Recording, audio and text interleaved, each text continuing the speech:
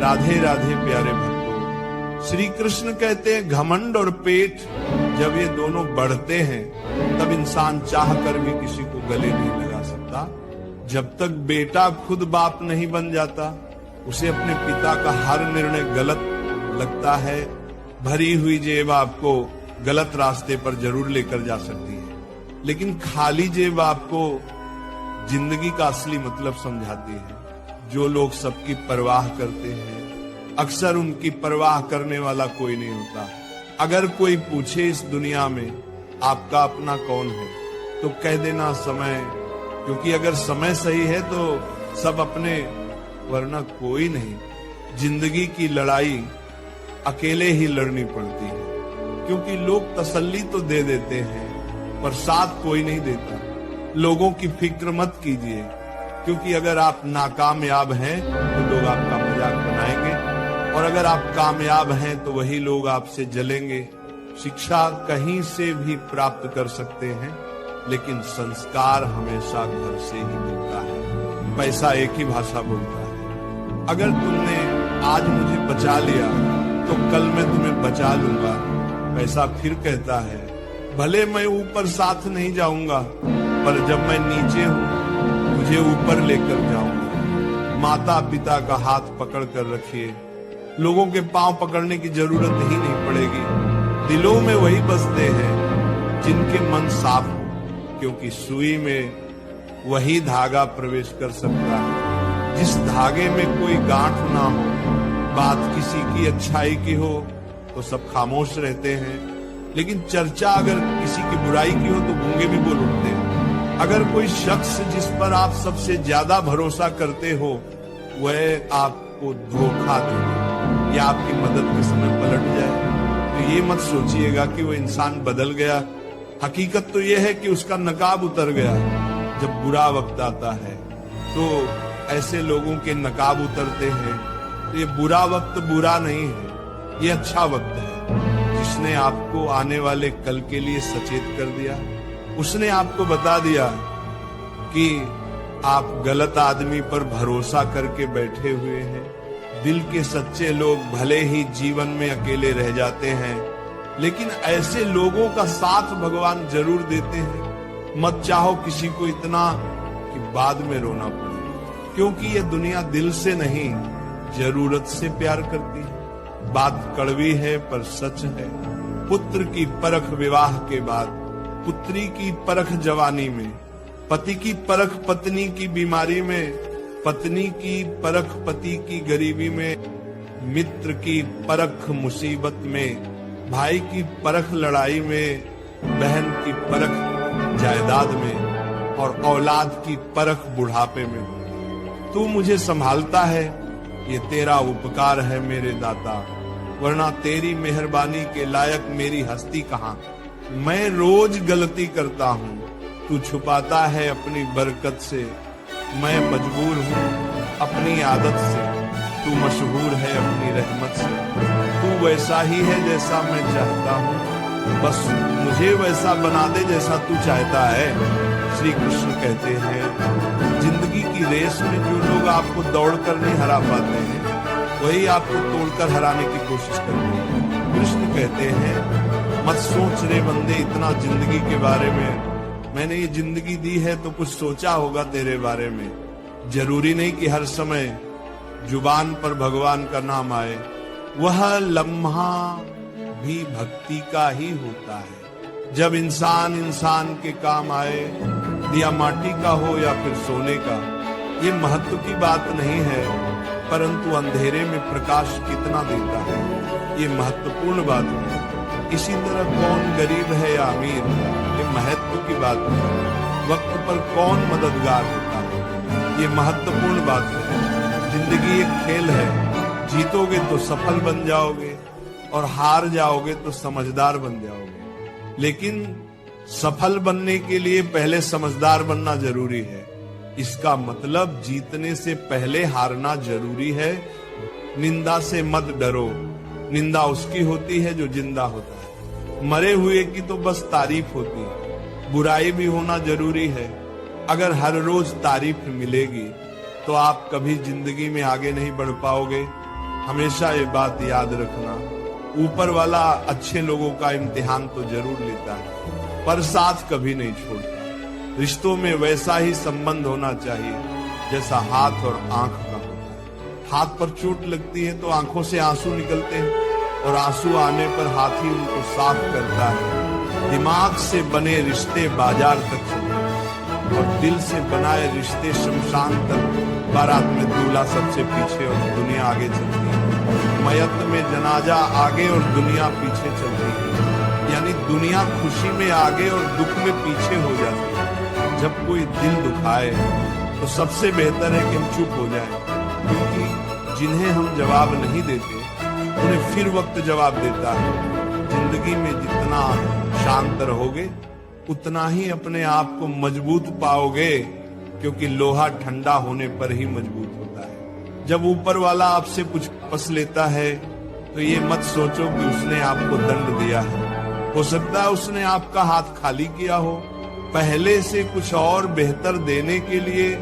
कर्म वह नहीं जिसका परिणाम हमेशा सही हो, बल्कि सही कर्म वह है जिसका उद्देश्य कभी गलत ना हो। बेइज्जती का जवाब इतनी इज्जत से दीजिए कि सामने वाला भी शर्मिंदा हो। कुछ रास्तों पर आप अकेले ही चलते हैं, ना कोई परिवार, ना कोई दोस्त, ना कोई साथी, बस आप और आपकी हिम्मत। सच्चा मित्र वही है जो उस समय में भी आपके साथ खड़ा हो जब सारी दुनिया आपके खिलाफ है। गीता में लिखा है, यदि कोई आपको अच्छा लगता है तो अच्छा वो नहीं, अच्छे आप हैं, क्योंकि उसमें अच्छाई देखने वाली नजर आपके पास है।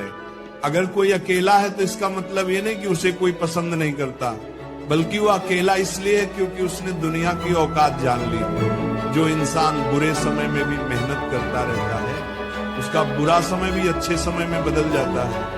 ईश्वर की शरण में निस्वार्थ भाव से जाए, क्योंकि आपको क्या चाहिए ये उन्हें पता है। जिस इंसान को सच बोलने की आदत होती है, लोग सबसे ज्यादा गलत उसी को समझते हैं। भरोसा यदि श्री कृष्ण पर हो तो वो सिर्फ कृपा ही नहीं करते, सारथी भी बन जाते हैं। मीठा झूठ बोलने से अच्छा है कड़वा सच बोला जाए। इससे आपको सच्चे शत्रु जरूर मिलेंगे, लेकिन झूठे मित्र नहीं। बुरे कर्म करने नहीं पड़ते, हो जाते हैं, और अच्छे कर्म होते नहीं, करनी पड़ते हैं। लोग नजरअंदाज तभी करते हैं जब उन्हें कोई बेहतर मिल जाता है, या फिर स्वयं किसी बेहतर व्यक्ति की तलाश में होते हैं। इतना मत बोलिए कि लोग आपके चुप होने का इंतजार करें, बल्कि इतना बोलकर चुप हो जाइए कि लोग आपको दोबारा सुनने का इंतजार करें। खूबियां देखकर तो कितने ही प्यार जताएंगे, जिंदगी में जगह उसे दो जो कमियां देखकर भी साथ ना छोड़े। आजकल जरूरत से ज्यादा अच्छा होना भी जरूरत से ज्यादा जलील करवा देता है। कभी उसको नजरअंदाज ना करो जो तुम्हारी बहुत परवाह करता हो, वरना किसी दिन आपको एहसास होगा कि पत्थर जमा करते हुए आपने एक हीरा गवा दिया। जिंदगी का रास्ता बना बनाया नहीं मिलता, स्वयं को बनाना पड़ता है, और जिसने जैसा रास्ता बनाया है उसे वैसी ही मंजिल मिलती है। कभी कभी हम किसी चीज के लिए इतना परेशान हो जाते हैं कि हम ये भूल जाते हैं कि हमारे पास पहले से कितना कुछ है। जो मिला है उसकी कदर करना सीखो, और जो नहीं मिला उसके पीछे भागना छोड़ो। अगर तुम्हें लगता है कि जीवन ने तुम्हारे साथ अन्याय किया है तो थोड़ा धैर्य रखो। कुछ समय बाद जब तुम पीछे मुड़कर देखोगे तो तुम्हें समझ आएगा कि हर चीज अपने सही वक्त पर सही तरीके से हुई थी। कई बार जीवन तुम्हें किसी बड़े नुकसान से बचाने के लिए वो चीज नहीं देता जिसकी तुमने इच्छा की थी। इसलिए अगर कुछ छूट गया है तो दुखी मत, बल्कि ये सोचो कि शायद ये तुम्हारे भले के लिए हुआ है। हम अक्सर ये सोचते हैं कि हमें जो चाहिए वही सबसे अच्छा है, लेकिन जीवन को हमसे ज्यादा पता होता है कि हमारे लिए क्या सही है। इसीलिए अगर कुछ नहीं मिला तो इसका मतलब है कि कुछ और बेहतर तुम्हारे लिए इंतजार कर रहा है। हर चीज जो जीवन में घटती है वह किसी ना किसी कारण से होती है। हम अक्सर उस कारण को उसी वक्त नहीं समझ पाते, लेकिन जब समय बीतता है तब हमें एहसास होता है कि जो हुआ वह हमारे भले के लिए था। अगर कोई चीज तुम्हारे पास आकर भी दूर चली गई तो इसका मतलब ये नहीं कि वह तुम्हारी नहीं थी। इसका यह भी मतलब हो सकता है कि वह तुम्हें किसी और रूप में, किसी और समय पर मिलने वाली है। जो तुम्हारे लिए लिखा गया है वो किसी भी हाल में तुम्हें मिलेगा, लेकिन तब जब तुम उसके लिए पूरी तरह तैयार हो जाओगे। जीवन पहले आपको योग्य बनाता है, फिर आपको वो चीज देता है जिसकी आपने इच्छा की थी। जो चीज अभी आपके पास नहीं है, हो सकता है वो आपको तब मिले जब आपको उसकी सबसे ज्यादा जरूरत। इसीलिए जीवन के फैसलों पर सवाल मत उठाओ, बस भरोसा रखो कि हर चीज सही वक्त पर आपके पास आएगी। कभी कभी आप जिस चीज को अपनी सबसे बड़ी असफलता समझते हो, वही आपकी सबसे बड़ी सीख बन जाती है। जीवन में कुछ भी व्यर्थ नहीं जाता, हर अनुभव आपको आगे बढ़ने के लिए तैयार करता है। बस खुद पर विश्वास रखिए। अगर आपने किसी चीज के लिए पूरी मेहनत कर ली और फिर भी वो आपको मिला, तो समझ लो कि वह आपके लिए बनी ही नहीं थी। जीवन हमेशा आपको वही देगा जो आपके विकास के लिए आवश्यक होता है, जो आपके जीवन में होना तय है, वह किसी भी हाल में आपके पास आएगा। लेकिन जब तक वह नहीं आता तब तक खुद को उसके योग्य बनाओ। जीवन में कुछ भी संयोग से नहीं होता, हर चीज का अपना समय और कारण होता है। जीवन का हर मोड़ हमें किसी न किसी कारण से मिलता है। जो कुछ भी आपके लिए तय किया गया है वह अपने ही समय पर आपके पास आएगा। इसे पाने के लिए आपको केवल धैर्य और विश्वास रखना होगा। श्री कृष्ण कहते हैं, जब जीवन के मार्ग पर अंधकार छा जाए, जब बाहर के सभी सहारे साथ छोड़ दे, तब मनुष्य यदि मेरे स्मरण में लग जाए तो वो अपने भीतर ऐसा प्रकाश पा जाता है जो संसार की किसी शक्ति से दबाया नहीं जा सकता। जब हम जीवन में किसी संकट से गुजरते हैं, जैसे किसी अपने का बिछड़ जाना, असफलता का सामना करना, बीमारी या धन की कमी, तब ऐसा लगता है मानो हर दिशा से रास्ते बंद हो गए हों। हम सोचते हैं कि अब क्या करें, किसका सहारा लें। ऐसे समय में अक्सर इंसान बाहरी सहायता ढूंढता है, किंतु उसे ये समझ नहीं आता कि असली शक्ति तो उसके भीतर है, और वह शक्ति जागती है भगवान के स्मरण से। जब मनुष्य भगवान का स्मरण करता है, चाहे वो श्री कृष्ण हो, राम हो, शिव हो या कोई भी स्वरूप, तो उसका मन एक गहरे शांत स्रोत से जुड़ जाता है। श्रीमद् भगवद गीता में श्री कृष्ण ने कहा है, जो मनुष्य निरंतर मेरा चिंतन करते हैं उनकी आवश्यकताओं की पूर्ति मैं स्वयं करता हूँ। ये केवल शब्द नहीं है, ये जीवन का गूढ़ रहस्य है। संकट में जब हम भगवान को पुकारते हैं, वह सुनते हैं, लेकिन उससे पहले हमारा हृदय हल्का होता है, हमारी घबराहट कम होती है। जिस मानसिक तनाव में हम फंसे होते हैं वो छंटने लगता है। ये ठीक वैसा है जैसे कोई बच्चा अंधेरे में डर जाए और तुरंत अपनी माँ को पुकारे। माँ उसके डर को खत्म तो नहीं करती, लेकिन उसकी उपस्थिति ही बच्चे को सुकून देती है। वैसे ही भगवान का स्मरण एक भावनात्मक सुरक्षा बनता है, जिससे डर धीरे धीरे पिघलने लगता है। जब हम भगवान का नाम लेते हैं, तब हमारे भीतर की ऊर्जा, जिसे हम मानसिक शक्ति कहते हैं, जागने लगती है। हम डरने के बजाय साहसी हो जाते हैं। हम हार मानने के बजाय समाधान ढूंढने लगते हैं। हमारी सोच सकारात्मक हो जाती है, क्योंकि हम जानते हैं कि कोई तो है जो हमें देख रहा है। श्री कृष्ण स्वयं कहते हैं, संकट में मेरा नाम लेने वाला भक्त मेरा साक्षात सानिध्य अनुभव करता है। ये अनुभव बाहरी दुनिया को दिखाई नहीं देता, पर वह मनुष्य को भीतर से एक नया जीवन दे देता है। और यही है मानसिक शक्ति, वह शक्ति जो दुख में भी मुस्कान दे, जो भय में भी स्थिरता दे, और जो अंधेरे में भी उजाले का एहसास कराए। इसीलिए जब जीवन में संकट आए तो उसे टालने की कोशिश मत करो, उसे सहो, पर अकेले नहीं, श्री कृष्ण के स्मरण के साथ उनके नाम का सहारा तुम्हें वह शक्ति देगा जो किसी किताब, किसी इंसान या किसी धन से नहीं मिलती। ये शक्ति तुम्हारे भीतर जन्म लेगी, जैसे अर्जुन को मिली थी, जैसे मीरा को मिली थी, जैसे हर उस भक्त को मिली जिसने संकट में कृष्ण को पुकारा। श्री कृष्ण कहते हैं जो आया है वो जाएगा। दिन आता है, फिर रात आती है, दुख आता है, फिर सुख आता है। इस परिवर्तन को जो समझ गया वो जीवन के हर क्षण में शांत रहता है। ये संसार नित्य परिवर्तनशील है, कुछ भी स्थायी नहीं है।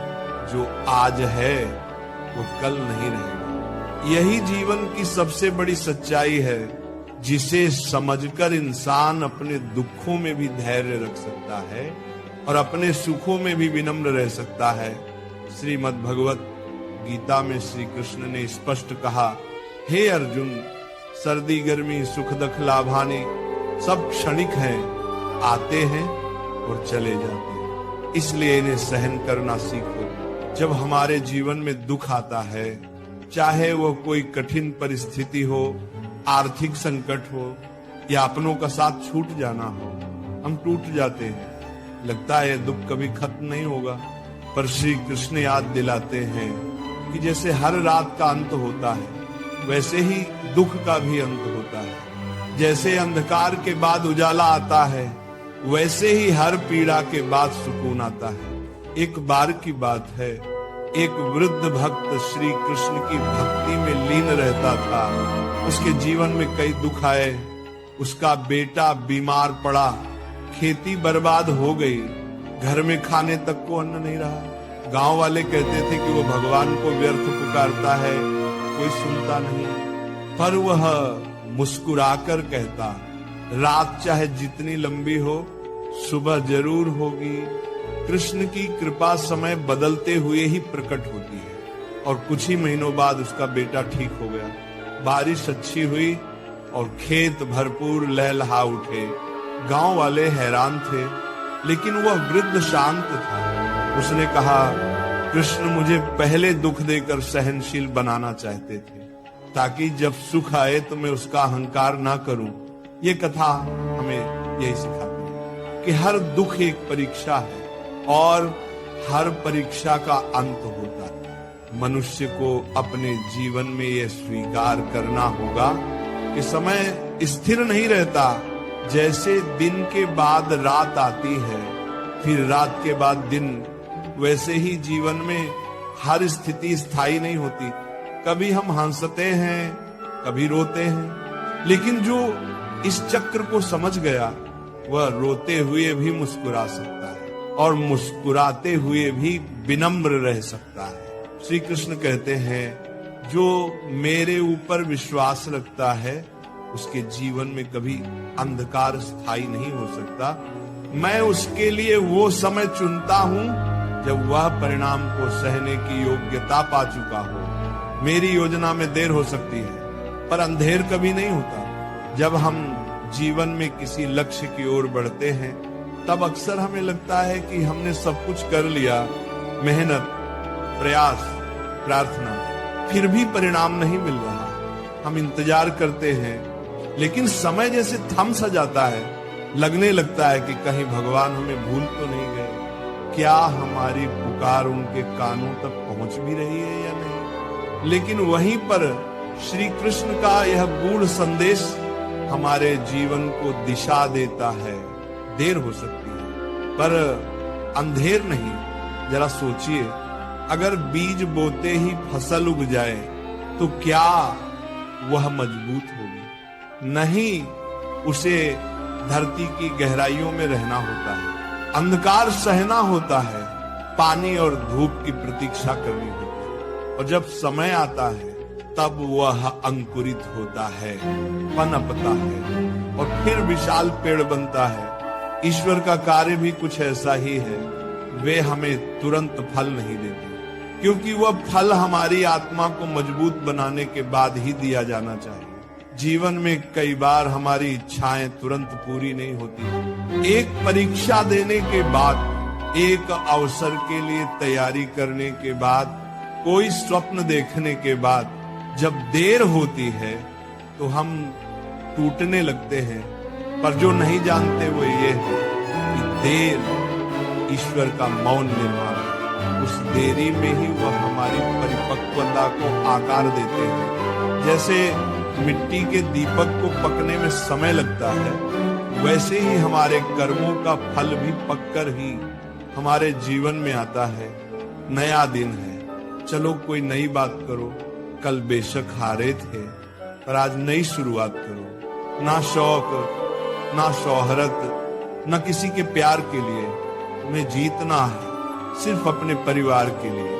षड्यंत्र से सफलता तो हासिल की जा सकती है, लेकिन श्रेष्ठता नहीं। गुस्से की अकड़ ज्यादा चल नहीं सकती। मौत की घड़ी कभी टल नहीं सकती। लूट कर दौलत भले ही जमा कर लो, पर पाप की कमाई कभी फल नहीं सकती। लोग ब्लड प्रेशर के डर से नमक खाना छोड़ देते हैं, शुगर के डर से मीठा खाना छोड़ देते हैं, लेकिन ईश्वर के डर से दूसरों का हक खाना